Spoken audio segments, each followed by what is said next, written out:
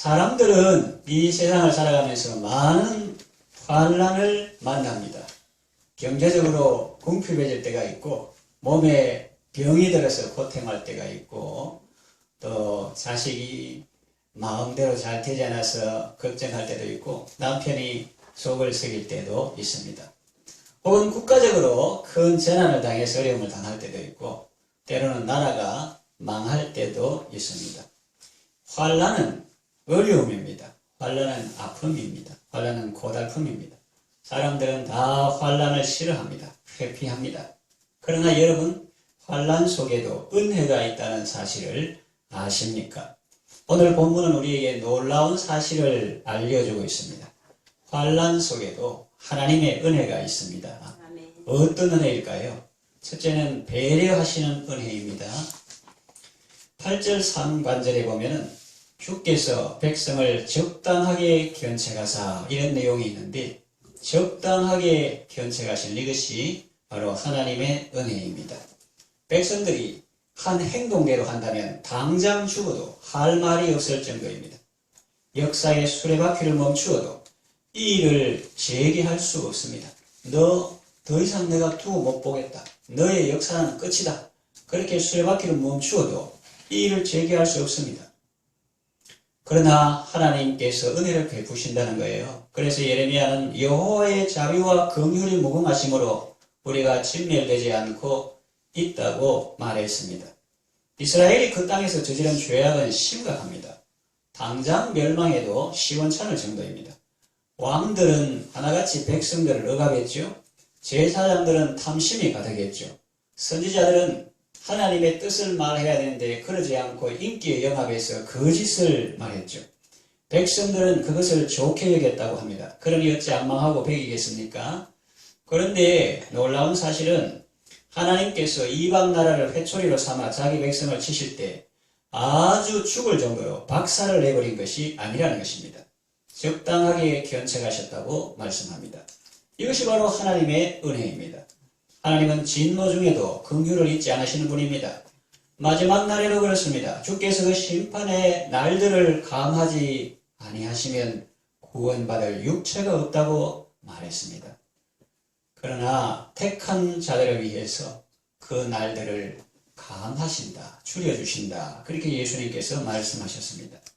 시편 기자는 이렇게 노래합니다. 시편 124편 다윗의 시고 성전에 올라가는 노래인데, 그 내용을 보면 이스라엘은 이제 말하기를 여호와께서 우리 편에 계시지 아니하셨더라면 우리가 어떻게 하였으랴. 사람들이 우리를 치러 일어날 때에 여호와께서 우리 편에 계시지 아니하셨더라면 그때에 그들의 노여움이 우리에게 맹렬하여 우리를 산채로 삼켰을 것이며, 그때에 물이 우리를 휩쓸며 시내가 우리 영혼을 삼켰을 것이며, 그때 넘치는 물이 우리 영혼을 삼켰을 것이라 할 것이로다. 우리를 내주어 그들의 이에 씹히지 않게 하신 여호와를 찬송할지로다. 우리의 영혼이 사냥꾼의 올무에서 벗어난 새같이 되었나니 올무가 끊어짐으로 우리가 벗어났도다. 우리의 도움은 천지를 지으신 여호와의 이름에 있도다. 그렇게 노래하고 있습니다. 그렇습니다. 사람들은 어려움을 당할 때 하나님이 나를 버리셨다, 그렇게 생각하며 낙심합니다. 그러나 그렇지 않습니다. 여러분, 방금 시편의 시인이 뭐라고 하던가요? 사람들이 우리를 치러 일어날 때에 여호와께서 우리 편에 계시지 아니하셨더라면 우리는 멸망했을 것이라고 하지 않습니까? 다시 말하면 하나님께서 우리 편에 계셨기 때문에 우리가 위기에서 벗어났다는 것입니다. 그렇습니다.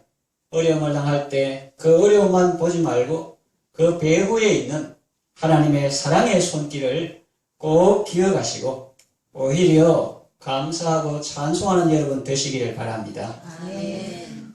두 번째, 환난 속에 있는 우리에게 향하신 하나님의 은혜는 무엇입니까? 도와주시는 은혜입니다.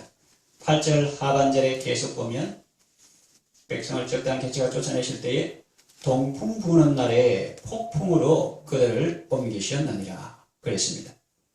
동풍 부는 날에 폭풍으로 옮기신 은혜입니다.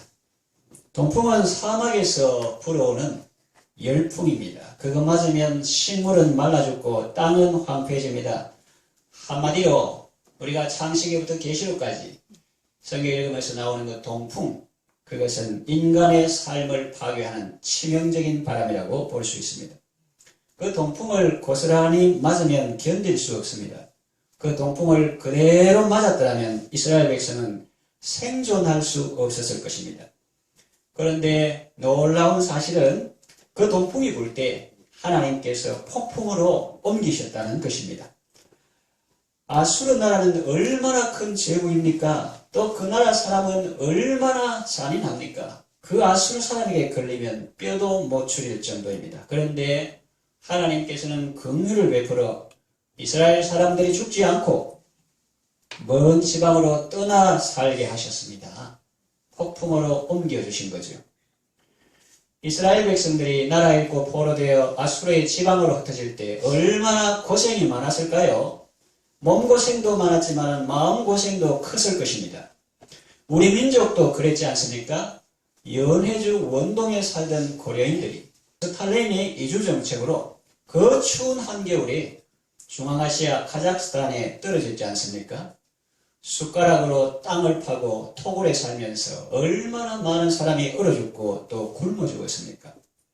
이스라엘 백성이 안식일 안 지키고 우상 숭배하다가 나라 잃고 타국에서 고생합니다. 그것만 생각하면 현실만 보면 얼마나 억울하고 원통합니까? 그러나 그런 가운데서도 깊이 생각해 보면 하나님의 은혜가 있습니다. 고생은 많이 했지만 그 속에도 하나님의 자비와 긍휼은 그치지 않았다는 거죠. 저지른 죄에 비하면 죽고 또 죽어도 마땅한데 하나님은 그 동풍 부는 날에 폭풍으로 도우셨습니다. 난폭한 세상, 위험한 가운데서도 눈동자같이 지켜주시고 고난 가운데서도 함께 하시며 그런 열악한 환경 가운데서도 소망을 잃지 않고 살게 하신 것입니다. 요셉의 경우도 그렇습니다. 부모의 사랑을 받던 아들이 형들 손에, 다른 사람도 아니고 형님들 손에 팔려서 미디안 상인의 노예가 됩니다. 낯설고 물스런 타국 보디발의 집에서 종으로 섬깁니다. 그런데 성경은 뭐라고 말합니까? 하나님께서 요셉에게 인자를 더하셨다고 말합니다. 그리고 요셉의 인생은 더 꼬여서 누명을 쓰고 감옥에 들어갑니다. 물론 우리가 영적으로 알 때는 다 하는 뜻이 있다지만 모르고 일반적으로 겉으로 볼 때는 적어도 그렇다는 말입니다. 더 꼬여서 감옥에 들어갔습니다. 그때도 성경은 하나님께서 요셉에게 인자를 더하시고 전옥에게 간수에게 은혜를 입게 하셨다고 말씀합니다. 그렇습니다. 하나님께서 인자를 더하시고 하나님께서 은혜를 베푸셨기 때문에 요셉은 그 열악한 환경에서도 소망을 잃지 않고 살아남을 수가 있었고 총리가 될 수 있었습니다. 우리 교회도 그렇습니다. 새로운 교회를 개척했을 때 겉으로는 얼마나 어려움이 많았습니까? 그러나 하나님께서 많은 은혜를 베풀어 주셨습니다. 어려움이 있을 때마다 하나님의 자비하신 손길이 우리를 선히 인도해 주셨습니다. 함께하는 교회도 많았고 또 돕는 교회도 많이 붙여주시고 또 사람들, 개인 성도들도 많이 붙여주셨습니다. 그리고 교회를 사랑하는 충성된 성도들을 하나님께서 세워주셨습니다. 그 사랑과 그 은혜가 있었기에 오늘 우리가 이렇게 있다는 사실을 우리는 결코 잊지 말아야 하겠습니다. 부모 잃은 자녀가 빚쟁이들 와가지고 거기서 쫓겨가게 됐어요. 쫓겨나게 되었습니다. 그 사람들이 등기되어 있으니까 쫓겨나게 되었는데 갑자기 오도갈 데도 없고 그냥 산 넘어 친척집에 가려고 이렇게 가는데 또 밤입니다.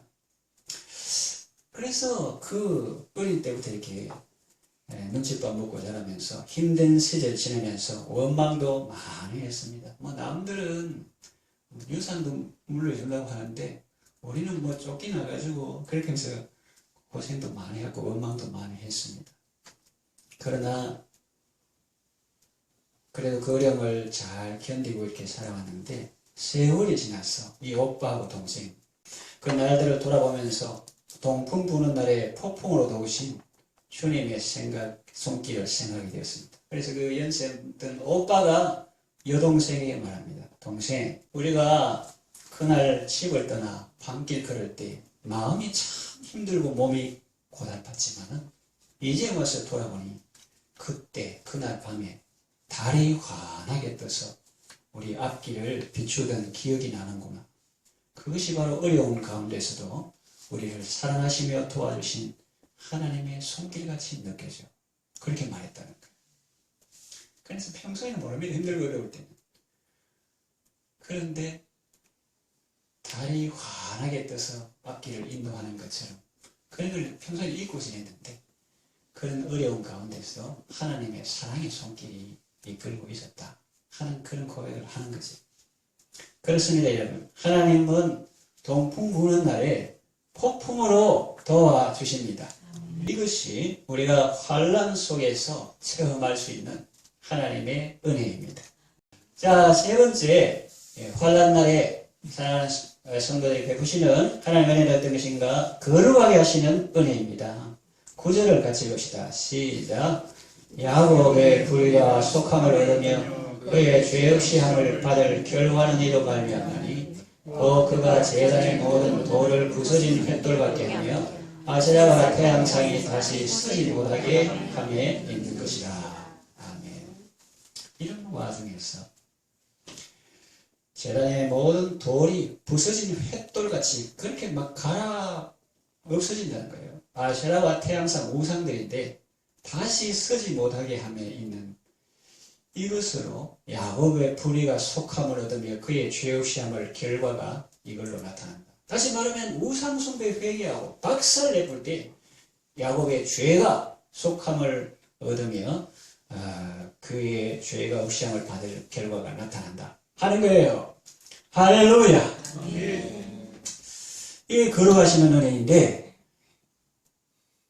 우상이 박살납니다. 워낙 산산조각이 나서 그 가운데에서 뭐 건질라 해도 불담을 조각 하나 얻어보자 혹은 물담을 조각 하나 얻어보자 해도 워낙 박살내가 깨가지고 구할 수 없을 정도로 그렇게 산산조각이 나는 것입니다. 하나님은 죄를 미워하십니다. 하나님은 죄를 싫어하십니다. 그러나 그 인간은, 그 사람은, 그 죄인은 회개하고 구원받기를 원하십니다. 그런데 그 사람이 쉽게 죄를 끊을 수 있습니까? 없습니다. 원하고 노력해도 잘 안 됩니다. 하나님은 사람을 창조하시고 복 주시기를 원하는데 그 사람이 죄를 짓고 버리지를 않으니 어떻게 하실까요? 어떻게 하면 좋겠습니까? 이런 고난과 연단의 과정을 통해서 그 사람을 일깨워 주시고 그 사람이 죄를 버리게 하십니다. 죄를 끊게 하십니다. 그냥 편안한 환경에서는 절대로 죄를 끊지 못합니다. 그러나 사람이 환난을 만나고 고난을 당하면 달라집니다. 고난은 죄와 우리 영혼이 이렇게 딱 붙어 있는데 이 고난은 죄와 우리 영혼을 분리시키는 것입니다. 평소에는 분리가 안 돼요. 이 사람은 완전 거짓이다. 거짓말을 완전 밥 먹듯이 합니다. 그래서 그게 사탄 전문인데 사탄은 거짓말을 할 때마다 자기 말을 하라니 그 장애한 것처럼 거짓말을 막 하는 거예요. 그게 본성입니다. 그처럼 이 사탄의 역사를 하면 거짓말을 요가서 요 말하고 저가서 말하고 거짓말을 아주 그 자연스럽게 합니다. 또 그런 사람은 탐욕 이거하고 분리가 안 돼요. 그리고 쾌락하고 분리가 안 되고 도박 이거하고 분리가 안 돼. 나는 도박이고 도박은 내다. 이렇게 분리가 안 돼요. 자신의 일부가 되었습니다. 그것 없이는 못 사는 사람이 됩니다. 그래가지고 악은 없어도 살지만은 술은 없어도 못 산다. 알코올 중독. 그러나 고난을 당하면 우리의 영혼은 가난해집니다. 마음이 낮아지게 됩니다. 이야, 어떻게 돈이 없어도 이렇게 없을 수가 있나? 그럽니다. 또 아파도 어떻게 이렇게 아플 수 있나 그럽니다. 또 일이 안 돼도 어떻게 이렇게 안 될 수 있나 그럽니다. 마치 예수님 만나기 전날 밤에 갈릴리 바다에서 베드로가 고기 한 마리도 못 잡은 것과 같습니다. 고기를 많이 잡는 것도 기적이지만 그 바다에서 어릴 때부터 자라고 잔뼈 굵은 노련한 어부가 밤새도록 수고해도 한 마리도 못 잡는 것 또한 기적 아니겠습니까? 살다 보면 그런 일도 있습니다. 그 당시에는 모르지만 그러나 그 다음날 그것이 오히려 예수님을 만나는 좋은 계기가 되는 것입니다. 그런데 예수님을 만나기 전에 고기를 못 잡는다든가 뭐 돈을 벌지 못한다든가 몸이 아프다든가 그런 일을 겪으면 참 피곤합니다. 낙심됩니다. 그러면서 마음은 한없이 낮아지게 됩니다. 사람이 등 따시고 배부를 때에는 이것저것 생각합니다. 삶의 군더더기가 많습니다. 그러나 죽을 지경에 이르게 되면 꼭 필요한 것만 남깁니다. 자신과 죄악을 분리시켜 보게 됩니다. 그리고 죄를 끊게 됩니다. 이놈이 그동안 나의 탈을 쓰고 내 안에 있었구나. 나 아닌 나, 가짜나 옛사람 자아를 벗어버리게 됩니다. 할렐루야. 하나님의 승리입니다. 여러분에게도 하나님의 승리가 있기를 바랍니다. 그냥은 안 되니까 그래가지고 거룩하게 하시고 그릇을 만드시고 그 다음에 복을 주시는 것입니다. 하나님은 고난을 통해서 우리를 거룩하게 하시고 우리에게 복을 주십니다. 그러니 그 고난 속에도 하나님의 사랑이 있고 하나님의 배려가 있는 것입니다. 고난의 과정을 통과하면서 죄를 회개하면 하나님은 고난의 때를 거두시고 회복시켜 주십니다. 12절 13절 같이 읽읍시다. 시작.